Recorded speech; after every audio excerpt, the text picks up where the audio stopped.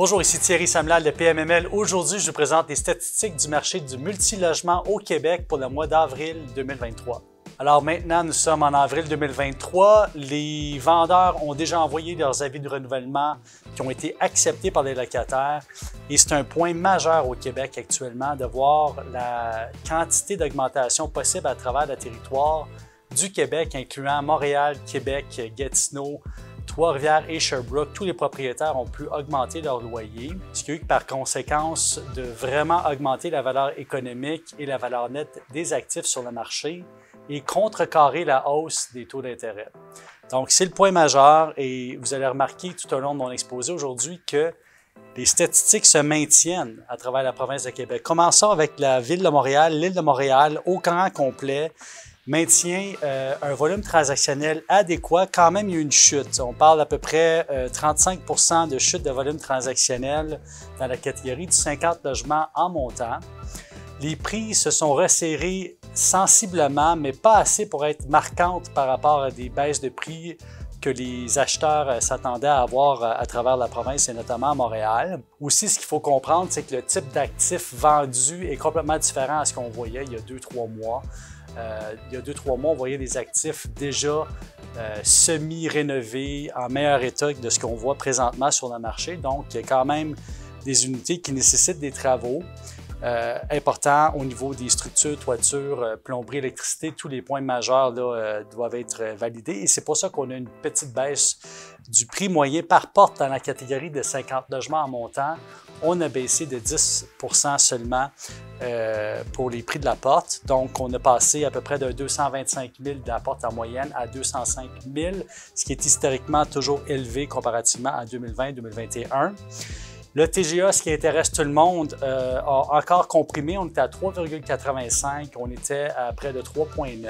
Qu'est-ce que ça veut dire? Ça veut dire que ça vient appuyer notre théorie que les immeubles vendus nécessitent des rénovations et que les propriétaires vont pouvoir optimiser leurs actifs à travers le temps. Toujours en restant sur l'île de Montréal, j'aimerais emmener un autre point, c'est les financements APH Select.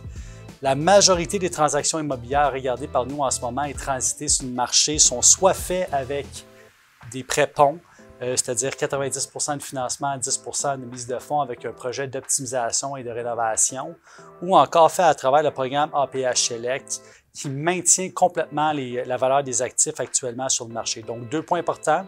APH Select qui maintient la capacité de financement des immeubles en offrant des périodes d'amortissement beaucoup plus longues et des conditions de financement très intéressantes pour les acquéreurs. Et deuxième point, le fait que les loyers ont pu aussi autant permettre, les 2 points ensemble, de maintenir le marché. Pour ceux qui sont dans les plus petits actifs, ce qu'il faut savoir, c'est que le coût de la porte des 5 à 11 logements n'a pas vraiment bougé. Celui des 12 à 24 logements a chuté seulement de 3 % et la catégorie du 25 à 49 logements à Montréal, mais à travers la province, est la catégorie la plus populaire avec une hausse des prix d'à peu près 2 %, ce qui n'est pas très significatif. Mais pour vous donner une idée, dans la catégorie du 25 à 49 unités, pour des unités avec des immeubles avec un mix standard, c'est-à-dire des 3,5, des 4,5, peut-être 1 ou 2 5,5, le prix de la porte moyenne est à 161 000 de la porte à Montréal. Allons voir maintenant du côté de la capitale nationale. Donc, capitale nationale, intéressante de voir, comme d'habitude, pas beaucoup de transactions de 50 logements et plus. Au fait, il n'y en a pas eu au mois d'avril. Pour la catégorie du 25 à 49 unités, une hausse quand même importante, tout simplement dû au fait que techniquement, sur ce territoire-là, il n'y a pas beaucoup de 25 à 49 unités de vendus. Il y a un immeuble qui s'est vendu et cet immeuble-là, c'est un immeuble qui faisait partie de d'autres ventes consécutives qui ont eu lieu au mois de mars précédent. Un propriétaire foncier majeur a vendu la majorité de ses actifs à un acquéreur privé. Et bon, c'est la dernière vente qui s'est faite de ce côté-là. Sinon, les prix de la porte augmentent à Québec de façon importante, entre 4 et 13 % dépendamment de la catégorie d'actifs.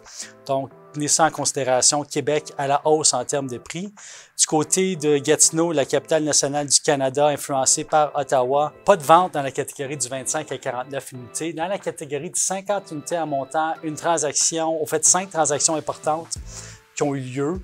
Et le prix moyen dans cette catégorie-là se chiffre à 260 000 la porte pour des 50 logements en montant. largement influencé les immeubles. La valeur des immeubles existants du côté de Gatineau est largement influencée par la construction d'immeubles multilogements neufs de grande envergure qui sont construits et qui influencent le prix à la hausse. Continuons, allons voir Sherbrooke.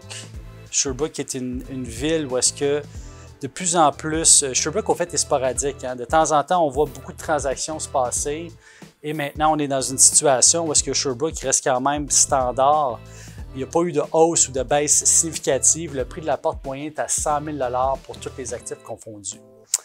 Allons voir, je veux vous parler de 2 ou 3 transactions seulement ce mois-ci importantes qui vraiment se démarquent par rapport au marché. Une transaction de 40 unités qui a eu lieu du côté de Rosemont sur la rue Bellechasse, un immeuble détenu par un propriétaire foncier qui tranquillement est en train de changer la catégorie d'actifs dans lequel il travaille.